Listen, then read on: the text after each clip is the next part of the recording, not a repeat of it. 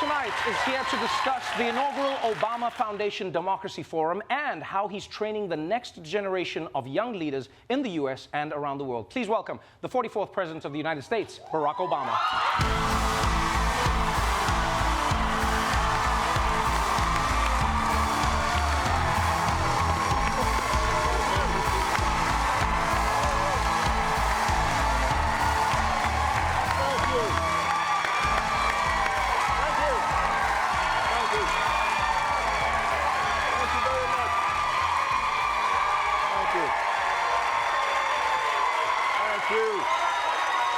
Thank you.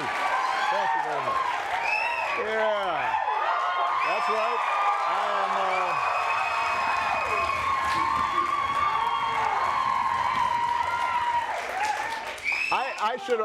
I should have brought Michelle here so that she could. This is how I'd like to be greeted when I come home. But I feel like Michelle's the star in the house, Yes. though, right? Oh, absolutely, absolutely. Mr. President, welcome to The Daily Show. It is wonderful to see you. Do you miss your name, by the way?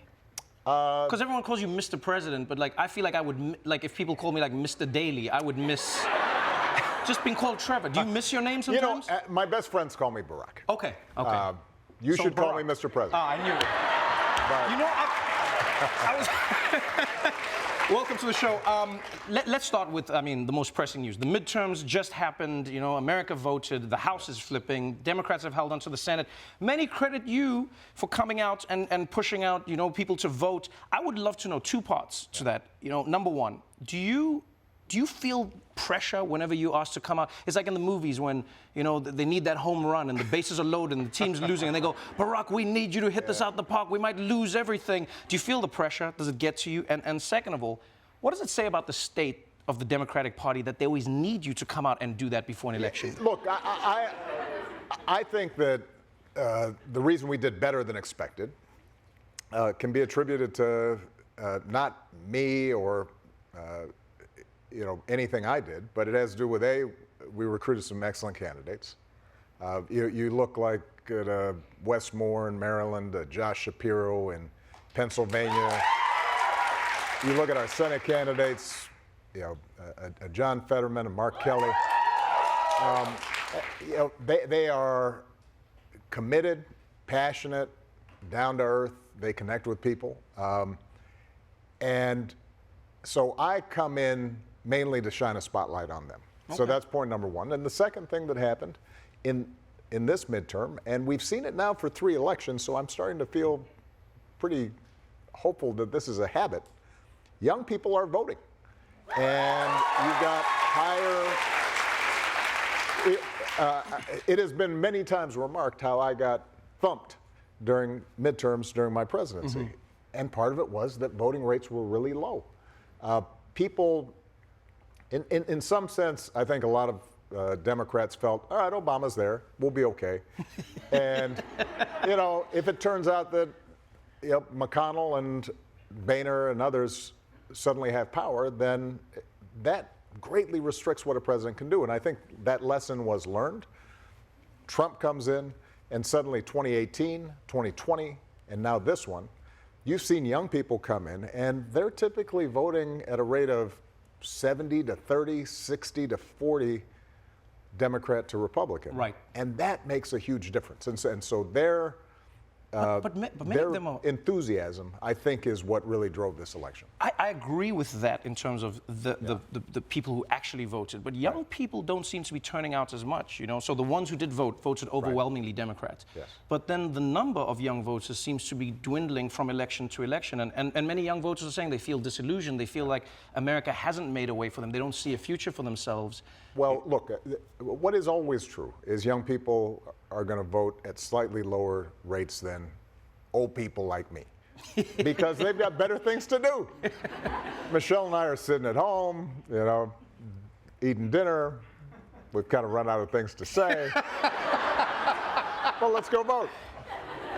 Young people, Malia and Sasha, they're out. They got all kinds of stuff. So that's always going to be the case, that young people's voting rates are a little bit lower. They are higher now than they were in the midterms when I was president. And in such a polarized environment, 1, 2, 3%, if they're turning out at 21% instead of 18%, makes a difference. That can make an enormous difference. Right.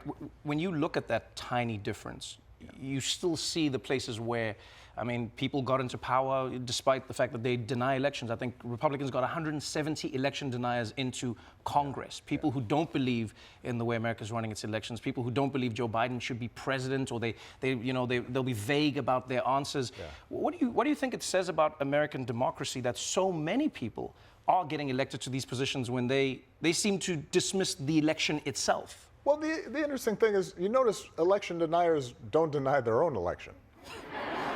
Funny how that works. How many of them actually believe that some of the nonsense that circulates versus those who think it's convenient, or it's a way to own the libs, or it's a way to send a message, or align themselves with Trump? That's hard to say. But what is important is that because of some really concerted efforts in a lot of important states, some of the most egregious, prominent, and potentially dangerous election deniers, Right. they got thumped. They got beat. And particularly in these Secretary of State's races, and in some cases governor's races, where in the next presidential election you could have somebody who could really do some damage. There, I think we held the line. Now, what it does say more broadly is the fact that not just here in the United States, but around the world, the fundamental precepts of democracy are being challenged. Right. We're not having arguments about policy, but we're having arguments about the rules of the game, which previously we all agreed to, right? There was a notion that, all right, we run elections, whoever gets the most votes actually wins, the loser concedes, goes back and tries to do better next time. And what we've seen now, for a whole host of reasons, is a creeping sense that if the outcome's not what we want, then we can do whatever we want and say whatever we want in order for us to win. And that is profoundly dangerous. And as I said, it's not unique to the United States, but when it happens in the United States, it sends a signal all around the world that weakens democracy. And that's why I think us getting our house in order is so important. When you look at the discourse in the country as well, and around the world, but again, I think you're correct in that America is a leader in what's happening right now. The discourse has become so toxic. Yeah. You were in every single state. You were meeting with people all the way from Iowa, through to California, wherever you were meeting people on the ground. They were listening to you. Yeah. There was an openness, even though people had different political affiliations. It seems like that has eroded over time, and I wonder what you make of that. Where do you think it's coming from? Do you think it's social media? Do you think it's the tenor of politicians in the Capitol? That's two things. The biggest change that's taken place, when I ran for, let's say, U.S. Senate in Illinois, you go downstate, that's the South. I mean, it's rural, it's conservative. There aren't a lot of folks who look like you or me. And certainly, there are more Trevors than there are Baracks in these areas. But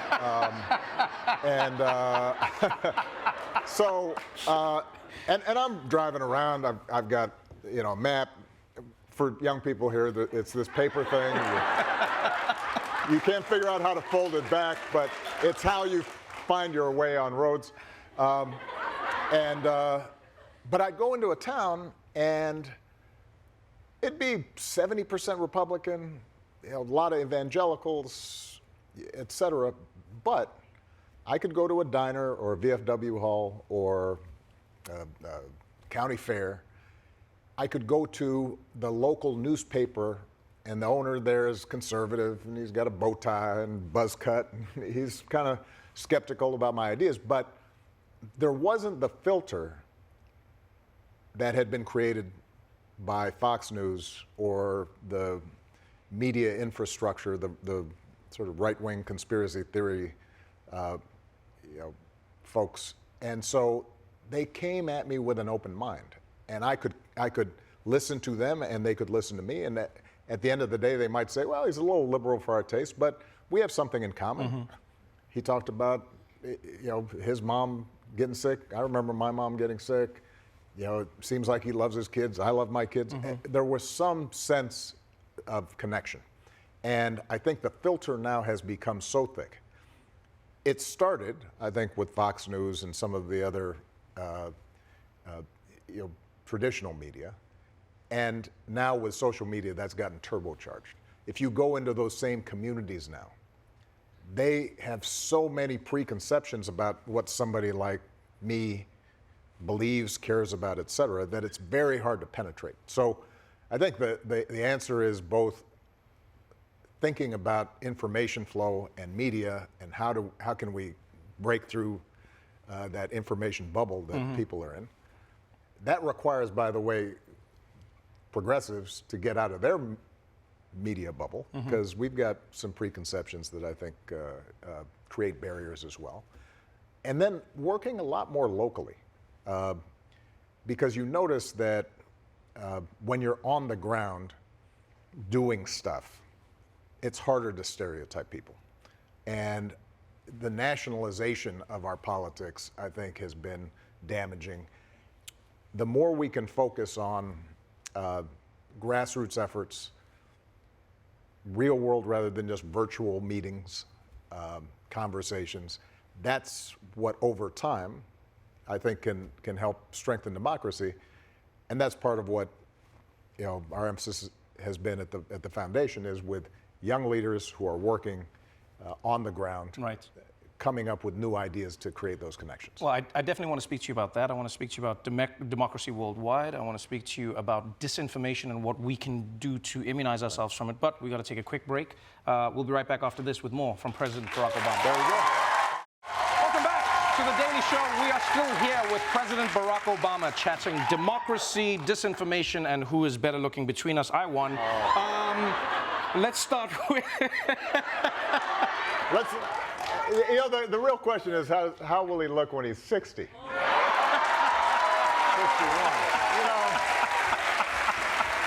I mean, everybody's attractive when they're in their 20s and 30s. I mean, come on. I'm almost 40, sir. That's I'm almost 40. Feet. Almost? Yeah, almost. That doesn't count. Almost. That doesn't count. Let's Live talk, a little bit. Let's talk about, I plan to, let's talk about your foundation. Let's talk about what you're doing. We see you out there, we see you talking about democracy. The world is in a really interesting place in that, a few years ago, I think the world was at like 49, 50% of the world was, you could say the countries were democratic. They had elections. Right. People won those elections. There was an exchange of power, etc. Right. And now I think 70% of the world is living in a state where they either ruled, where it's a complete, autocracy, or it isn't a democracy. Right. Two things again. One, why do you think the world has gotten there? If democracy and freedom are things that everybody wishes to have, why does it seem like the world is moving away from that? Right. And then secondly, what can we do, or why should we then try to get back to this democracy? If you look at the trend lines, there are a bunch of factors, I think. Globalization, the global economy, disrupted a lot of traditional societies. What do you mean by disrupted? Well, the global supply chain eliminates industries, eliminates jobs. Got it. Increases the wealth gap, not only between countries but within countries, right? So, and then modernity challenges people's traditional notions of religion and family and gender roles, and you've got these culture clashes, right? You're in some village in Yemen, and suddenly your kid has a phone and it's looking at the Kardashians, and right, and you're so you get this vertigo, and what you've seen happen, I think, in a whole bunch of places, is essentially a pushback, a backlash to change that is happening too fast for their comfort. And when people are pushing back against change, then they're vulnerable to politicians who say, you know what, I can make things just like it was back then, when you were feeling more important, you had higher status, you didn't have people who don't look like you suggesting somehow that you're doing something wrong, that somehow your traditions are flawed. And that appeal usually also involves saying the problems you're feeling are somebody else's fault. It's those folks there. It's immigrants, it's gays, it's Hindus, it's Muslims, it's so forth and so on. And that then gets turbocharged with the information issues that we talked about. And look, democracy requires, by definition, getting along with people who don't agree with you. And the other thing that happens is these countries are becoming less homogeneous, right? And so you just had a right-wing party in Sweden, which we always used to, Swedes, right? They're so chill and democratic, yes. Right? But if you've got a whole bunch of immigrants coming in, suddenly people start getting nervous. And so part of what I think we have to do is to stand fast on the principles of equality and self-governance and representation, and everybody gets a seat at the table. But I think we have to also find a language and a story, a way of telling the story about how we can get together that does not threaten people who are uncomfortable with change as much. And that's going to be different for different countries. But I'll give you an example. There's a young leader who we worked with from Slovenia. She's part of our network, who was an advocate for doing something about domestic violence. The laws of that country didn't have domestic violence. It was a real problem. Ran a referendum. It got crushed. And we worked with her and suggested, well, maybe you want to talk to the people who didn't vote for it. So she goes out to these rural villages with these older, traditional, rural, very religious, very conservative women, and just interviewed them and listened to them and talked to them. And it's not that they agreed with domestic abuse, it's that they thought their way of life was being challenged. Right. She adapted their language, ran the referendum again a few years later, and it passed, right? Because she adopted the language that made them feel as if, okay, this is not so much of a earthquake, a huge change in how we live, but it's rather affirming our best values. And I think us finding ways to do that in a consistent way will help. But it's hard. Yeah, look, for most of human history, democracy is a relatively recent vintage. Right, it's a blip. It's a blip. Tribe, nation state, race, sect. That's typically been how we organize things, and it's always easy to say us versus them. That's the easy politics. Right. What democracy demands is always a little bit more difficult. It also feels like, when you observe it, there are two elements that I often see is, on the one hand, storytelling, as you said.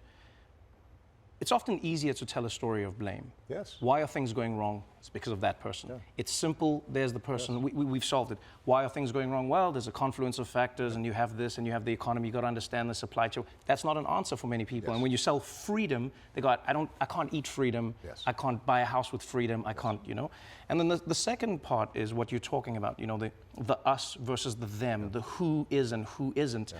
Sometimes I think for many people it feels like the populists come in and just do, whether it is in Brazil, right. Whether it's Bolsonaro, right. whether it's in America with Trump, yes. they're just going to do. And yeah. whether they do or don't actually do it, it feels like they're going to do. But then some people go, but when we get the freedom people, yeah.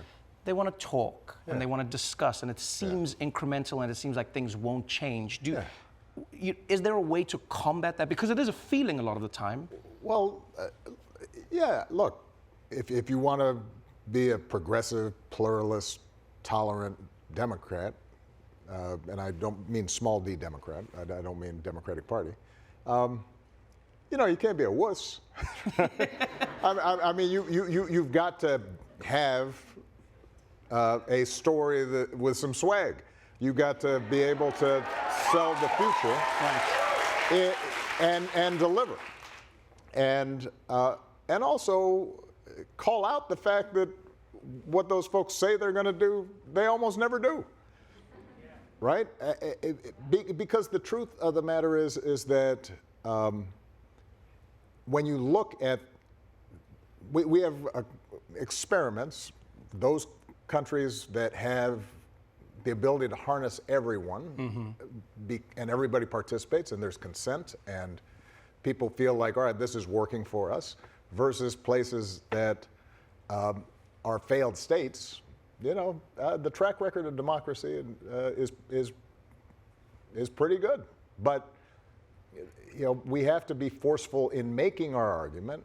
And what is true is that you know, we can't just talk; we got to walk the walk. Which is why, you know, we're having a forum in New York. One of the topics that we're talking about is inclusive capitalism. People are, when you think about, let's say, here in the United States, there's greater appeal of right-wing populism in a lot of communities, rural communities, that they're not wrong that the economy, the global economy, has shifted away from them to urban centers, even in their own states. And so the opportunities in Austin, Texas are different than in a rural community in East Texas. And people notice that. So we have to spend some time thinking about how are we delivering on behalf of people whose lives, who used to work in a factory, who used to you know, farm for a living, and have dignity and worth and stability and security in those lives, and now suddenly they don't feel as if they've got the lottery ticket in this existing economy. That does have to be addressed. And in places like Africa, you know, right now you have, let's say, China coming in heavy presence in a lot of these countries, providing a lot of foreign aid, a lot of strings attached, a lot of Chinese workers coming in to build big buildings, them owning the ports, et cetera. But if we're not there, if we're not helping build that road, if we're not there to you know, build that port, then naturally people are going to start thinking, well, maybe that's a recipe for bettering my life, as opposed to, you know, some flowery language but has nothing behind it. Right. I wonder though, do you think inclusive capitalism is somewhat of a paradox? You know, it feels do you like think it's possible? It feels you think it's possible because it feels like, I mean, capitalism is designed to extract as much wealth as possible from every single interaction that it can. Look, you know, I mentioned, you know, Sweden and some of the problems they're having because of immigration. On the other hand, you look at Scandinavian countries; they're capitalist countries, but some people would argue, and those work very well. But some people would argue that their foundation is more, you know, socialist, and then they go with it's almost like they go we're socialist first, and then capitalism is our undercurrent. Not really. You don't agree with that? Well, if you go there, essentially, people are taxed more and they have more common goods. Right. But you're still going around at a job and you get paid, and you know, you can't. It's not like you're going into the store just grabbing whatever you want, walking out. But the question, see you, Sven. You know, you got to pay for it, right? And then the guy at the cash register is checking. Did I make a profit here today? Right. But the reason I'm asking that is because and maybe it's the words that fail us sometimes. Yeah. I often, you know, I'll talk to my friends about this. I go, it's interesting that we sort of stopped. Right. We went, oh, there's socialism. There's, you know, there's this. There's the communism. There's capitalism. And then we just stopped. We're like, this is it. There's capitalism, and that's that. I sometimes wonder, is there not something better? Is there not something we could be moving towards? I think there is. Maybe I should be asking, what is inclusive capitalism? The reason I just used, let's say, a Denmark as an example, is not because it's going to work perfectly in India, the United States, et cetera. The point, though, is they've got some blend, some mix. Right. There is an advantage in terms of efficiency and also freedom to a market system.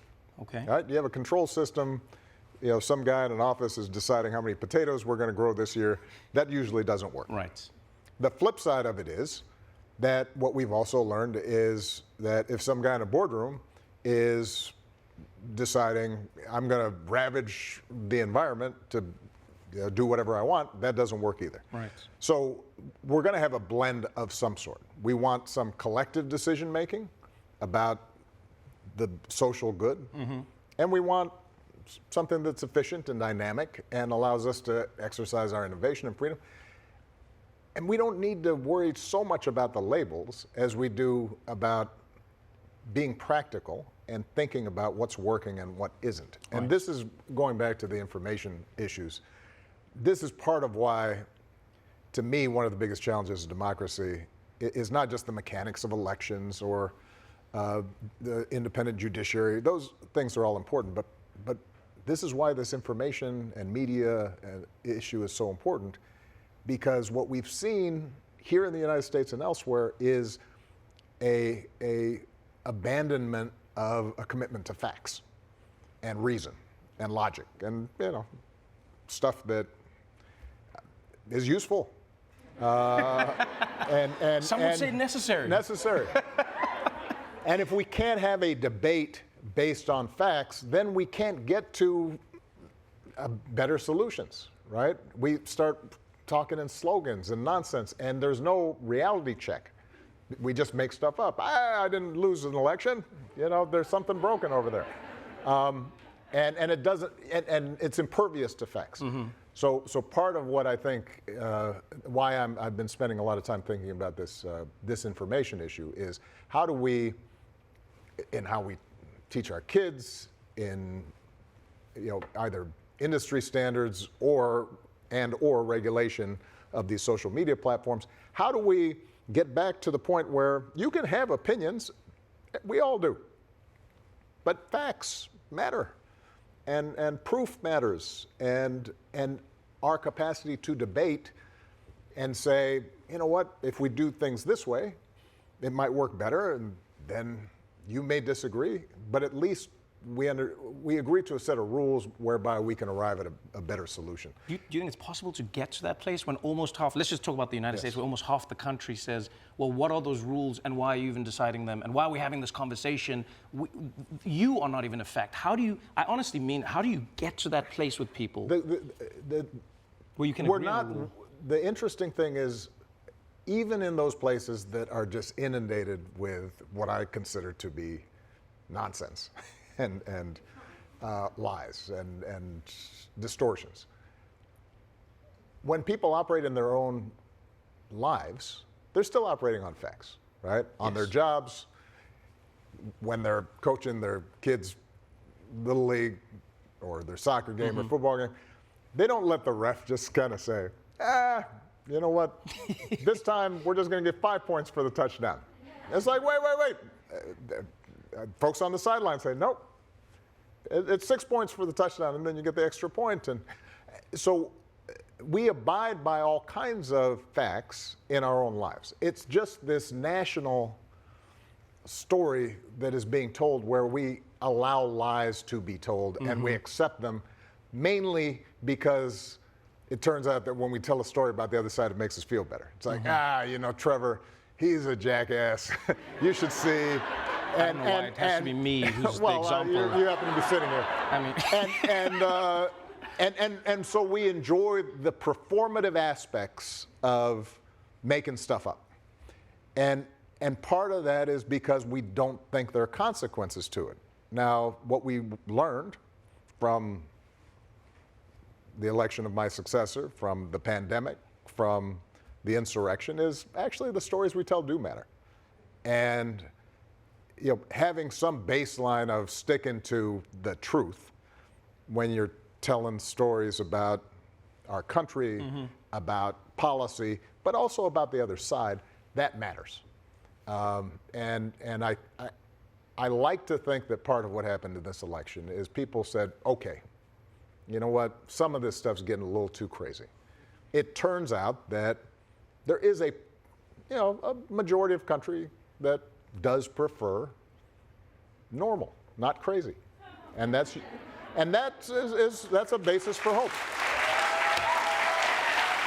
could talk to you for hours about this. I know you don't have the time. It has been wonderful having you here, though. It's also been wonderful seeing, what you're getting up to. Because after I had the pleasure of interviewing you at the White House just before you left, and then afterwards I saw you kite surfing, and I loved it. I loved it, by the way. Great technique, but. I often wonder, what is Mr. President going to do next? Where does he go? And, you started producing shows about issues around the world, and now you've got this forum. I wondered if maybe, you have any tips for me as, because you and I, we're basically the same. We're basically the same.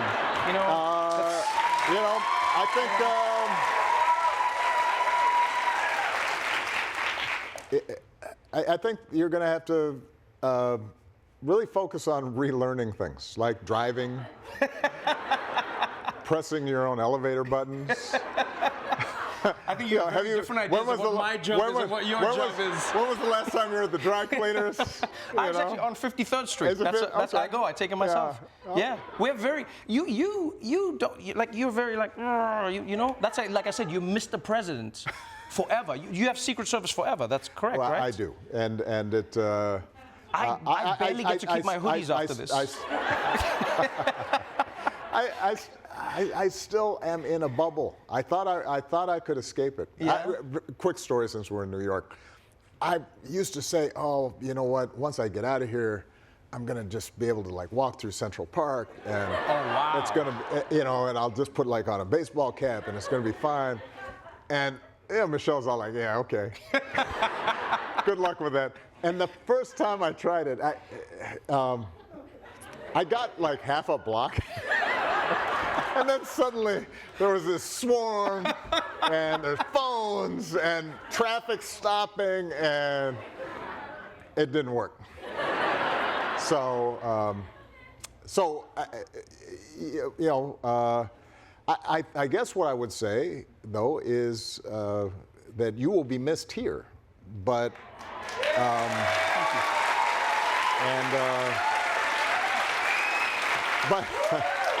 you. But we were talking backstage.